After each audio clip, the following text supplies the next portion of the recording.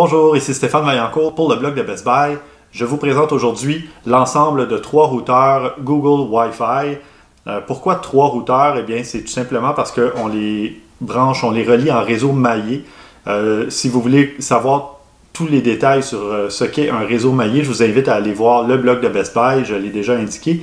Mais essentiellement, ce sont plusieurs routeurs qui sont reliés par signal Wi-Fi et qui vont se relayer l'information et qui vont assurer que tous les appareils dans votre maison ont le meilleur signal possible. Donc, on parle ici du réseau AC 1200, donc 802.11 AC pour les gens qui aiment le plus technique. Ce n'est pas du Wi-Fi 6. Par contre, selon mes tests que j'ai pu effectuer, excellente connectivité, excellente réponse, performance du réseau Wi-Fi. Donc AC, c'est déjà très performant. Et les bornes peuvent gérer jusqu'à 200 appareils, ce qui devrait suffire à la plupart des foyers. Donc, on parle d'un système bi-band de 2,4 et 5 GHz en MU-MIMO. Et vous pouvez diffuser de la vidéo 4K sur plusieurs appareils à la fois. Évidemment, ça vous prend une connexion Internet qui est capable de répondre à la demande. Mais au niveau du réseau local, moi, j'ai rencontré aucun problème. J'ai vraiment beaucoup d'appareils, haut-parleurs intelligents, consoles de jeux, ordinateurs, téléphones, nommez-les. Il y en a beaucoup. Et le trafic sur le réseau, ça fonctionnait vraiment très bien. Donc, l'appareil en soi, cylindre blanc, donc très épuré. Et Google n'a pas changé sa formule gagnante du modèle précédent. Donc, pourquoi changer quand on a déjà une formule qui se fond quand même dans la majorité des décors? Seul petit bémol, c'est qu'il y a seulement une version en blanc. Une version noire, ça aurait été intéressant. Peut-être que ça viendra dans le futur. Mais sinon, comme vous pouvez voir, ça reste quand même assez discret dans un décor. Et la petite lumière qui est là à l'avant, eh bien, vous allez voir dans les paramètres, on peut l'ajuster. Et parlant des paramètres, dans l'application Google Home, il vous suffit de dire que vous voulez ajouter un appareil. Généralement, la lumière bleue à l'avant va clignoter et l'application va détecter qu'il y a un nouvel appareil Google Wi-Fi, qui veut se connecter et qui veut être configuré. Donc, il vous suffit de suivre les étapes à même l'application. C'est vraiment très simple. Vous lui donnez un nom de réseau pour la première borne et ensuite vous attribuez une pièce où la borne va se situer. Il y a déjà des noms de pièces prédéfinis, mais vous pouvez toujours choisir un nom comme vous voulez. Et une fois que c'est fait, eh bien, le réseau est déjà fonctionnel. C'est vraiment simple. Ça prend moins de 10 minutes normalement à partir de l'ouverture de la boîte jusqu'à une première borne fonctionnelle. Et évidemment, l'application Google Home va vous demander, souhaitez-vous configurer d'autres bornes? Donc, vous placez vos autres bornes dans la maison et puis l'application va vous permettre de les configurer facilement. Donc, il y a en dessous, c'est pas seulement un routeur Wi-Fi.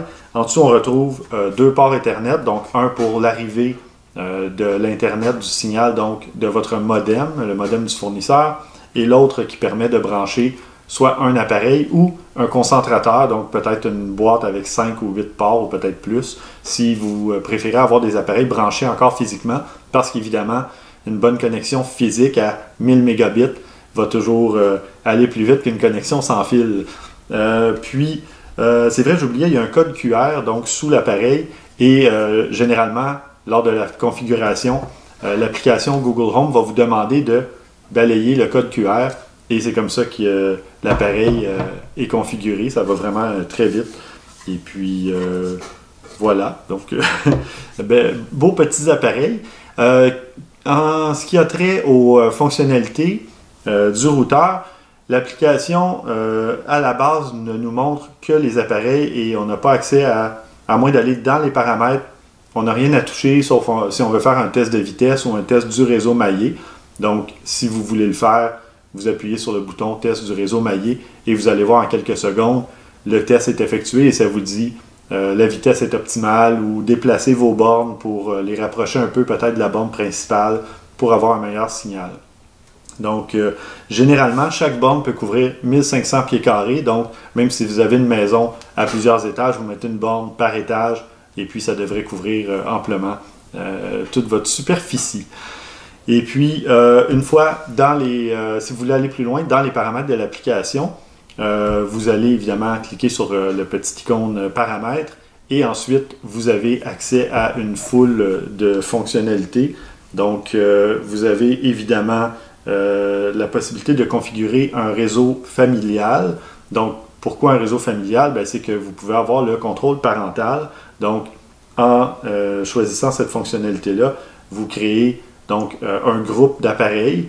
Vous pouvez l'appeler enfant ou famille ou peu importe. Et à partir de là, vous pouvez créer des pauses prédéfinies. Donc, pour l'heure des devoirs, des trucs comme ça, ou limiter tout simplement le temps ou l'heure à partir de laquelle l'Internet va être coupé sur ces appareils-là.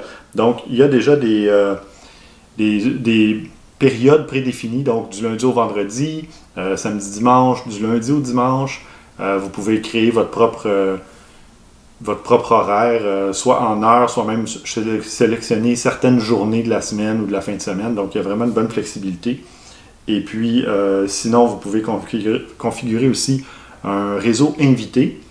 Et évidemment, quand quelqu'un vient à la maison, vous donnez le mot de passe du réseau invité et cette personne-là, évidemment, va avoir accès à Internet, mais n'aura pas accès à vos appareils sur le réseau. Donc, à moins de vouloir donner le contrôle de vos haut-parleurs intelligents, vos trucs comme ça, vous donnez généralement l'accès au réseau invité seulement. Ensuite, il y a activité préférée. Donc, c'est pour optimiser la bande passante sur le réseau. Donc, vous donnez priorité soit aux visioconférences, donc si vous avez souvent des appels Zoom à faire ou Google Meet, etc., vous cochez cette petite case. Et même chose pour les jeux vidéo. Si vous préférez laisser la priorité aux jeux vidéo, il y a possibilité de le faire aussi. Enfin, il y a des paramètres de notification. Donc, si un nouvel appareil se connecte sur votre réseau Wi-Fi, s'il y a un nouvel appareil sur le réseau invité, vous allez recevoir une notification. S'il y a une non-concordance des mots de passe, donc soit quelqu'un tente de s'introduire dans votre réseau et essaie des mauvais mots de passe, vous allez avoir une notification. Ou peut-être qu'un appareil, si vous avez reconfiguré votre réseau, un appareil tente ou changer votre mot de passe, l'appareil tente de se connecter et n'a pas le bon mot de passe, donc ça vous donne un bon indice. Et s'il y a évidemment connexion interrompue. Et ensuite, vous avez les paramètres avancés, DNS, WAN, UPnP, etc. et la gestion des ports, donc vous pouvez ouvrir ou transférer des ports, comme sur tout bon routeur sans fil, mais Google s'est assuré de laisser ça le plus épuré, le plus simple possible dans le menu pour éviter que si vous êtes moins familier avec ce type d'option-là, vous n'alliez pas jouer là-dedans inutilement, mais au moins tout est là et tout est bien intégré et fonctionnel. Donc, beau système, à prix abordable. J'ai vu des systèmes en réseau maillé beaucoup plus chers que ça. Donc, bon prix, bel appareil, très performant et, ma foi, ça fonctionne vraiment bien.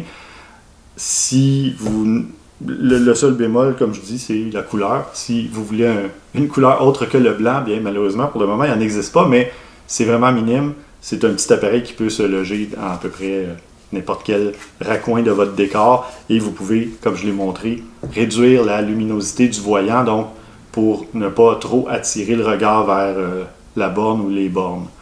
Alors voilà, je vous invite à aller voir plus de photos, les caractéristiques techniques et autres détails sur le système Google Wi-Fi sur le blog de Best Buy.